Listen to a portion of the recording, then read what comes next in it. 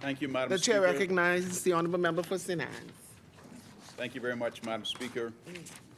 As I rise as the Member of Parliament for the great constituency of St. Anne's, I wish to first confirm my support for the resolution before the House today.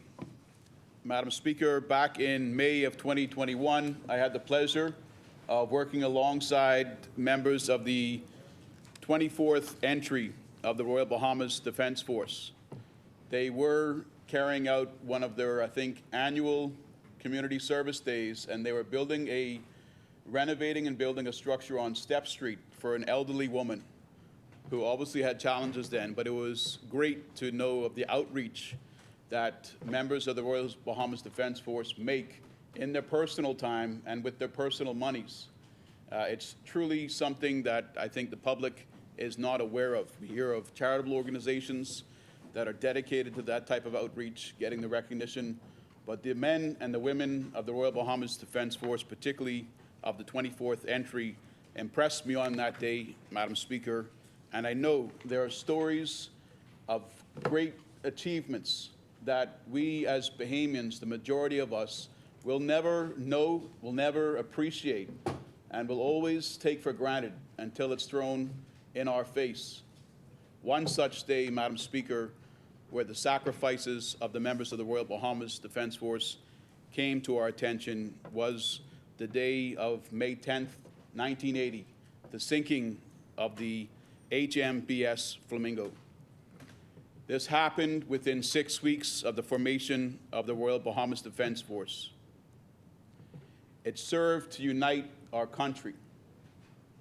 The shock of the attack, Madam Speaker, our sovereignty as an independent nation had been challenged. Our people had died. Madam Speaker, as we've heard today from different members of the House, what had happened was the HMBS Flamingo, under the command of Mr. Roll, came across two poaching vessels in Bahamian waters. They gave chase, and about an hour after they began giving chase, they came to the vessels, took them into custody, and arrested the poachers, the Cuban nationals that were on board. That, Madam Speaker, is something that stands out to me as an example of what our Royal Bahamas Defense Force men and women do to this day. But on that very important day, shortly after the formation of the Royal Bahamas Defense Force, they pulled off up until that point without incident. The Cubans may have claimed that there was a mistake as to the involvement of the vessel, that it was a pirate vessel. It's been said that Adrian dismissed that, and I dismiss that now as well, Madam Speaker.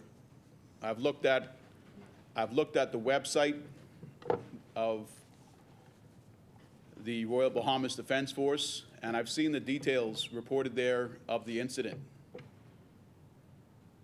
You had a Cuban jet fighter fly over the Bahamian HMBS Flamingo. This is a 103-foot gray military-style vessel. It shot bullets from its machine gun off the starboard side of the vessel, and it shot bullets from its machine gun across the front. That was seen to be a warning.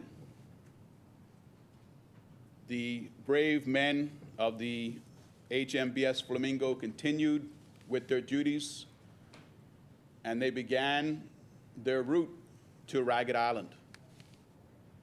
1 hour later, Madam Speaker, the jets returned, this time firing not only on the HMBS Flamingo with machine guns, but also with rockets, with missiles, Madam Speaker, causing such damage to the ship that it burst into flames in the cockpit. And, Madam Speaker, lives at that point should be seen to have been lost.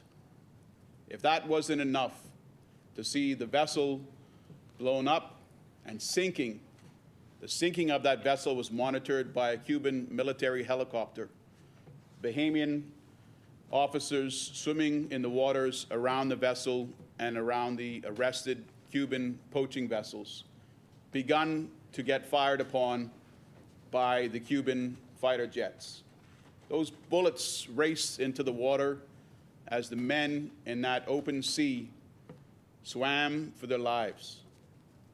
That too may have been the point, Madam Speaker, where those 4 young Bahamian Defense Force men lost their lives. Their bodies were never found, Madam Speaker. This is a day in Bahamian history that I know we've remembered multiple times on an annual basis. But until you get into the details, until you appreciate what transpired on that day, you will take it for granted. I've previously taken it for granted, Madam Speaker. I think the last time this came up in the House, or we were looking at the national awards, I noticed there was nobody on the Lignum Vitae award list, and since that, the gentlemen that died that day have been added to the award list. Madam Speaker, May 10th, 1980 serves as a continuous reminder.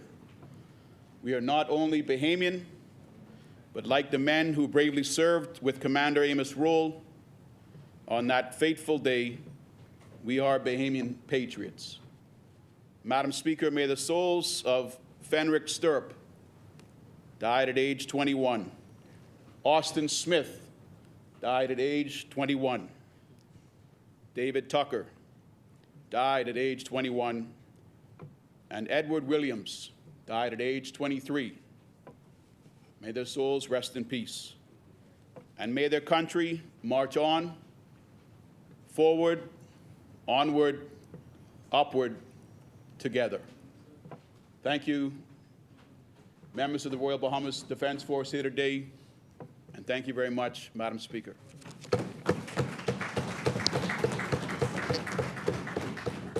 Thank you.